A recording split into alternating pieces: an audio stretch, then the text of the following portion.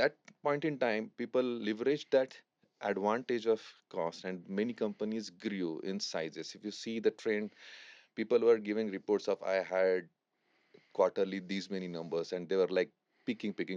Last 8 10 years, if you have seen the kind of a reports or the trend which is going on, nobody is talking about how many engineers I have added. Slowly it is coming down. They kind of trained you for that. They kind of, made you tech savvy, and all the people, that are there today, and India becoming this global hub Yeah. was possible only because of the services companies. But I think, nowadays services companies are not a big preference for, any graduating graduates, not for any aspiring professionals. But somehow in the process, the timeliness, or basically the delivery timeliness, used to be pushed. That was their priority number one. Mm.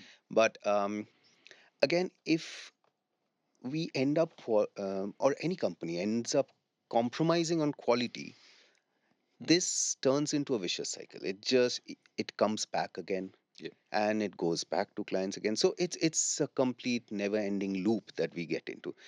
At undergrad level, we are foundation first, Yeah. right? And foundation is strong, foundation is deep, foundation is broad as well.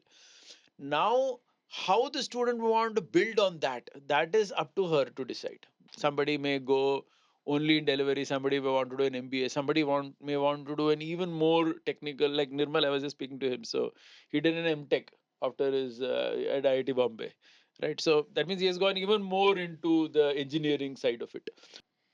Uh, it depends on how people you have. It doesn't let's depend assume on. you know let's assume all the other variables to be equal, Okay. and then I think then if all other variables are equal, the company with the smaller budgets will innovate, because it's a life and death situation for them.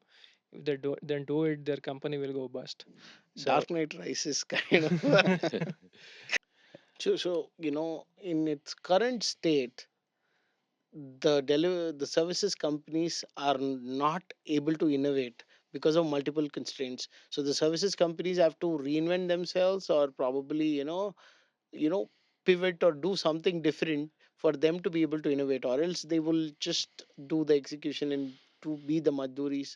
Yeah, yeah. That's precisely right, Shubham. No, So no, is it no. So possible? probably you got me wrong. Where I was coming in from, not having a workhorse and a racehorse mindset inculcated. It's Okay. about in institutionalizing. When I said institutionalizing the mindset of, you know um, quality as well as timeliness.